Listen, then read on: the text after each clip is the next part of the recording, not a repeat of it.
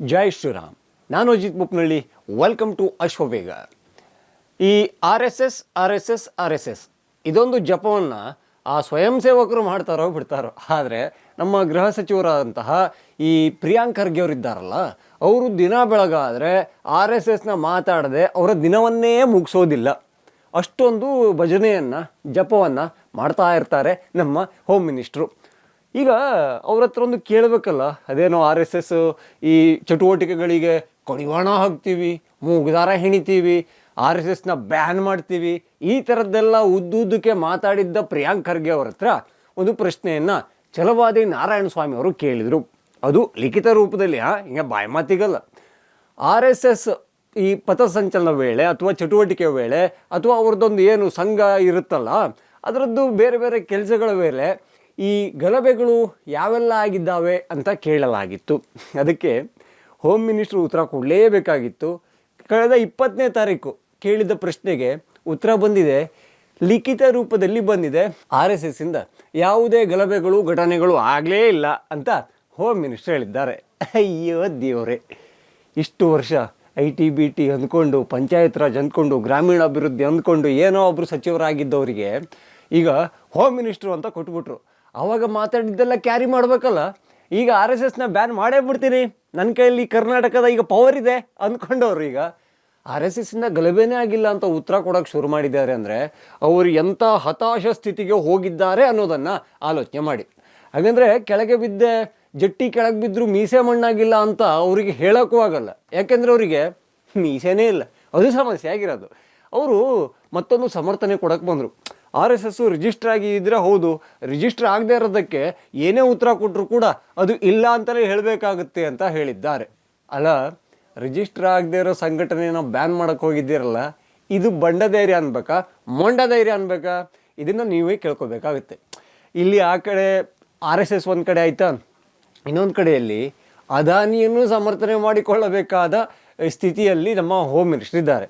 ವಿಚಾರ ಏನಂತೆ, ಅದಾನಿಯವರು ಇಲ್ಲಿ ಸರ್ಕಾರದೊಂದು ಟೆಂಡರ್ ತಗೊಂಡಿದ್ದಾರೆ, ಕೋಟಿ ಕೋಟಿ ಹಣವನ್ನು ಇಲ್ಲಿ ಬಂಡವಾಳ ಅಂತ ಹಾಕ್ತಾ ಇದ್ದಾರೆ.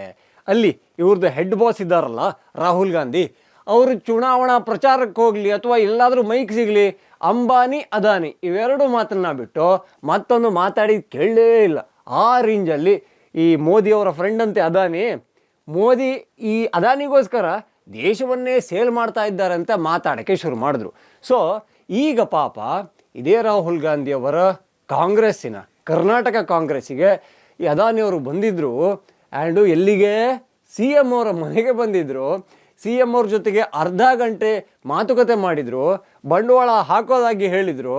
ಈಗ ನಮ್ಮ ಪ್ರಿಯಾಂಕ್ ಖರ್ಗೆ ಅವರು ಹೇಳ್ತಾರೆ, ಅವ್ರು ನಮಗೊಬ್ಬ ಗುತ್ತಿಗೆದಾರ ಅಷ್ಟೇ, ಬಾಕಿ ಯಾವ ರಿಲೇಷನ್ನು ನಮಗಿಲ್ಲ, ನಮ್ಮ ಈಗ ಈ ಅಭಿವೃದ್ಧಿಗೆ ಅವ್ರು ದುಡ್ಡು ಹಾಕೋದ್ರಲ್ಲಿ ತಪ್ಪೇನಿದೆ ಅಂತ ಕೇಳ್ತಾ ಇದ್ದಾರೆ.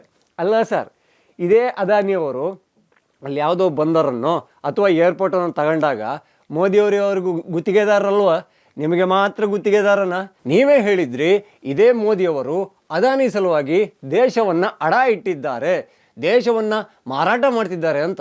ಈಗ ನೀವು ಕರ್ನಾಟಕವನ್ನು ಮಾರಾಟ ಮಾಡೋದಕ್ಕೆ ಅವ್ರ ಜೊತೆಗೆ ಡೀಲ್ ಮಾಡಿಕೊಂಡ್ರೆ ಈ ಪ್ರಶ್ನೆ ಬರೋದಿಲ್ವಾ? ಅಲ್ಲ, ಇದೆಲ್ಲ ನಿಮ್ಮ ತಂದೆಯವರಾದ ಮಲ್ಲಿಕಾರ್ಜುನ ಖರ್ಗೆ ಅವರಿಗೆ ಗೊತ್ತಿದೆಯಾ? ಅವರ ಬಿಗ್ ಬಾಸ್ ಆದಂತಹ ರಾಹುಲ್ ಗಾಂಧಿ ಅವರಿಗೆ ತಿಳಿದಿದೆಯಾ? ಖಂಡಿತ ತಿಳಿದಿರುತ್ತೆ. ಯಾಕೆಂದರೆ ಬುಡಕ್ಕೆ ಬಂದಾಗ ಬಾಯಿಗೊಂದು ಜಿಪ್ಪನ್ನು ಹಾಕೋತಾರೆ. ಇದೇ ತೆಲಂಗಾಣದಲ್ಲಿ ರೇವಂತ್ ರೆಡ್ಡಿ ಅಂತ ಕಾಂಗ್ರೆಸ್ನಿಂದ ಗೆದ್ದ ಸಿ ಎಮ್ ಆಗಿದ್ದಾರೆ. ಅವರು ಅದಾನಿಯನ್ನು ಕರೆಸಿದ್ರು, ಶಾಲನ್ನು ಹಾಕಿದರು, ಈ ಮಾಲೆಯನ್ನು ಹಾಕಿ ಜೋರಾಗಿ ಕೈಯನ್ನು ಕುಲುಕಿದ್ರು. ಅಂದರೆ ಇಂತಿಷ್ಟು ಕೋಟಿಯಲ್ಲಿ ಬಂಡವಾಳ ಬರಬೇಕಲ್ಲ, ಅಭಿವೃದ್ಧಿ ಬಗ್ಗೆ ನೋಡಬೇಕಲ್ಲ. ಮೋದಿ ಮಾಡಿದ್ರೆ ಅನ್ಯಾಯ, ನೀವು ಮಾಡಿದ್ರೆ ಪಾಯಸನ, ಇದಕ್ಕೆಲ್ಲ ಕೂಡ ಉತ್ತರ ಕೊಡಬೇಕಾಗುತ್ತೆ. ಆ್ಯಂಡು ನೀವು ಉತ್ತರ ಕೊಡೋ ಶೈಲಿ ಇದೆಯಲ್ಲ, ಆ ಶೈಲಿ ಕಂಡ್ರೆ ಒಂಥರ ನಗು ಬರುತ್ತೆ. ಪ್ರಿಯಾಂಕ್ ಖರ್ಗೆ ಅವರೇ, ಆರ್ ಎಸ್ ಎಸ್ನ ಬ್ಯಾನ್ ಮಾಡ್ತೀನಿ, ಆರ್ ಎಸ್ ಎಸ್ ಚಟುವಟಿಕೆಗಳಿಗೆ ನಿರ್ಬಂಧ ಹೇರ್ತೀನಿ, ಸಿ ಎಮ್ಗೆ ಪತ್ರ ಬರೀತೀನಿ ಅಂತೆಲ್ಲ ಮಾಡಿದ್ರಲ್ಲ, ಈಗ ನೀವು ಹೋಮ್ ಮಿನಿಸ್ಟರ್. ತಾಕತ್ತು, ದಮ್ಮು, ಶಕ್ತಿ, ಕಿಚ್ಚು ಏನೇ ಇದ್ರೂ ಕೂಡ ಆರ್ ಎಸ್ ಎಸ್ನ ಬ್ಯಾನ್ ಮಾಡಿ ತೋರಿಸಿ. ಒಂದೇ ಒಂದು ಪಥಸಂಚಲನಕ್ಕೆ ಒಂದು ಸೂಕ್ತವಾದ ಕಾರಣ ಕೊಟ್ಟು ಅದನ್ನು ಬ್ಯಾನ್ ಮಾಡಿಸಿ ನೋಡೋಣ, ಆಗುತ್ತಾ? ಇವಾಗ ನಿಮ್ಮ ಬಾಯಲ್ಲೇ ಬಂತು, ಆರ್ ಎಸ್ ಎಸ್ ಪಥಸಂಚಲನ ಆಗಲಿ ಬೇರೆ ಬೇರೆ ಚಟುವಟಿಕೆಗಳಲ್ಲಾಗಲಿ ಯಾವುದೇ ಗಲಭೆ ಕೇಸು ಒಂದು ಕೂಡ ದಾಖಲಾಗಿಲ್ಲ ಅನ್ನೋದನ್ನು ನೀವೇ ಹೇಳಿದ್ದೀರಾ, ಹೇಳುವ ಜವಾಬ್ದಾರಿಯಲ್ಲಿ ನೀವಿದ್ದೀರಾ. ತಪ್ಪನ್ನು ಒಪ್ಪಿಕೊಂಡಿದ್ದೀರಾ. ಇನ್ನು ಮುಂದೆ ಆದರೂ RSSನ ಜಪವನ್ನು ಬಿಟ್ಟು ಬಾಕಿದೇನೋ ನಿಮ್ಮದು ಕೆಲಸ ಇರುತ್ತಲ್ಲ, ಭಯಮುಕ್ತ ಕರ್ನಾಟಕ ಮಾಡಬೇಕಲ್ಲ, ಇಲ್ಲಿಯ ಪೊಲೀಸ್ ಪಡೆಗೆ ನೀವೊಂದು ಶಕ್ತಿಯನ್ನು ಕೊಡಬೇಕಲ್ಲ, ಅದ್ರ ಬಗ್ಗೆ ನೀವು ಆಲೋಚನೆ ಮಾಡಿ. ಹೋಮ್ ಮಿನಿಸ್ಟ್ರು ಅಂತ ಹಣೆ ಬರೋಕ್ಕೆ ನಿಮಗೆ ಕೊಟ್ಟುಬಿಟ್ಟಿದ್ದಾರೆ. ನಿಮಗೆ ಹೋಮ್ ಮಿನಿಸ್ಟರ್ ಅನ್ಬೇಕು, ಹಣೆ ಬರದ ಮಿನಿಸ್ಟರ್ ಅನ್ಬೇಕು ಅಂತ ಗೊತ್ತಿಲ್ಲ. ಅಲ್ಲಿ ಅಪ್ಪ ಒಬ್ಬ ಹೈಕಮಾಂಡ್ ಲೆವೆಲಲ್ಲಿ ಇಲ್ಲದೇ ಇದ್ದಿದ್ರೆ ನಿಮಗೆ ಒಂದು ಟಿಕೆಟ್ ಆದರೂ ಸಿಕ್ತಿತ್ತೋ ಇಲ್ಲವೋ, ಅದು ಬೇರೆ ಪ್ರಶ್ನೆ, ಬೇರೆ ಉತ್ತರ. ಆದರೆ ಇಂಥದ್ದೊಂದು ಹುದ್ದೆ ಸಿಕ್ಕಿದೆ, ಹೋಮ್ ಮಿನಿಸ್ಟ್ರು ಎಷ್ಟೋ ಜನರದ್ದೊಂದು ಡ್ರೀಮು.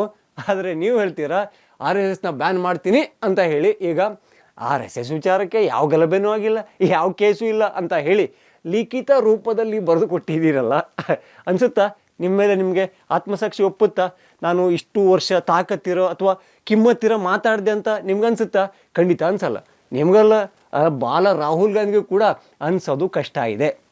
ಅಲ್ಲ, ಇವರು ಅಷ್ಟೆಲ್ಲ ಮಾತಾಡಿದ್ರಲ್ಲ, ಮೊನ್ನೆ ಅಮಿತ್ ಶಾ ಅವರು ಕೂಡ ಇವ್ರನ್ನೆಲ್ಲ ಭೇಟಿಯಾಗಿದ್ದಾರೆ. CM ಜೊತೆಗೆ ಒಂದು ಫೋಟೋ ಶೂಟ್ ಆಯಿತು. ಅದರಲ್ಲಿ ಹಿಂದ್ಗಡೆಯಲ್ಲಿ ಈ ಥರ ಉದ್ದ ಕುತ್ತಿಗೆ ಮಾಡಿಕೊಂಡು ನಮ್ಮ ಪ್ರಿಯಾಂಕ್ ಖರ್ಗೆ ಅವರು ಇದ್ದರು. ಅಲ್ಲ, ಅಲ್ಲಿ ಕೇಂದ್ರದ ಹೋಮ್ ಮಿನಿಸ್ಟ್ರು ಬಂದಿದ್ದಾರೆ, ನೀವು ರಾಜ್ಯದ ಹೋಮ್ ಮಿನಿಸ್ಟ್ರು, ಅವ್ರ ಜೊತೆ ಮಾತಾಡ್ಬೋದಿತ್ತಲ್ಲ. ಸರ್, ಒಂದು RSS ಬ್ಯಾನ್ ಮಾಡಬೇಕು ಅಂತ ಪ್ಲ್ಯಾನಲ್ಲಿದ್ದೀನಿ, ಏನು ಹೇಳ್ತೀರಾ ಅಂತ ಅಮಿತ್ ಶಾ ಅವ್ರನ್ನ ಕೇಳಿದಿದ್ರೆ ಏನಾದರೂ ಒಂದು ತೂಕ ಬರ್ತಿತ್ತು ನಿಮ್ಮ ವಿಚಾರಧಾರೆಗಳಿಗೆ. ಆದರೆ ಅಮಿತ್ ಶಾ ಅವ್ರ ಹತ್ರ ಶೇಕ್ ಹ್ಯಾಂಡ್ ಆದರೂ ಮಾಡೋಕ್ಕಾಯ್ತಾ? Hi sir, hello sir, bye sir ಅಂತಾರು ಹೇಳಿದ್ರ? ಅದು ಆಗಿಲ್ಲ. ಯಾಕೆಂದರೆ ಯಾರ್ಯಾರ ಮಟ್ಟ ಎಲ್ಲೆಲ್ಲಿರುತ್ತೆ ಅನ್ನೋದು ಆ ವೇದಿಕೆ ಸಿಕ್ಕಾಗಲೇ ಗೊತ್ತಾಗೋದು. ಇದನ್ನು ತಲೆಯಲ್ಲಿ ಇಟ್ಕೊಳ್ಳಿ. ಹಾಗೆ RSS ಜಪವನ್ನು ಇನ್ನಷ್ಟು ಜಾಸ್ತಿ ಮಾಡಿ. ಯಾಕೆಂದರೆ ನಿಮ್ಮಿಂದ ಅನೇಕ ಯುವಕರು RSS ಅಂದರೆ ಏನು, ಅದರ ಸಿದ್ಧಾಂತ ಏನು, ಅದರ ಕಲ್ಪನೆ ಏನು, ಅದು ಹೇಗೆ ಕೆಲಸ ಮಾಡುತ್ತೆ, ಅದರದ್ದೊಂದು ಧ್ಯೇಯ ಮತ್ತು ಅದರದ್ದೊಂದು ದಾರಿ ಹೇಗಿದೆ, ಇದ್ರ ಬಗ್ಗೆ ತಿಳ್ಕೊಂಡು ಹಾಗೆ ಶಾಖೆಗಳಿಗೆ ಬರ್ತಾರೆ. ನಮಸ್ತೆ ಸದಾ ವತ್ಸಲೆ ಮಾತೃಭೂಮಿ ಅಂತ ಹಾಡನ್ನು ಹಾಡ್ತಾರೆ, ಆಟವನ್ನು ಆಡ್ತಾರೆ. ಹಾಗೆ ದೇಶದ್ರೋಹಿಗಳು ಖಂಡಿತ ಆಗೋದಿಲ್ಲ.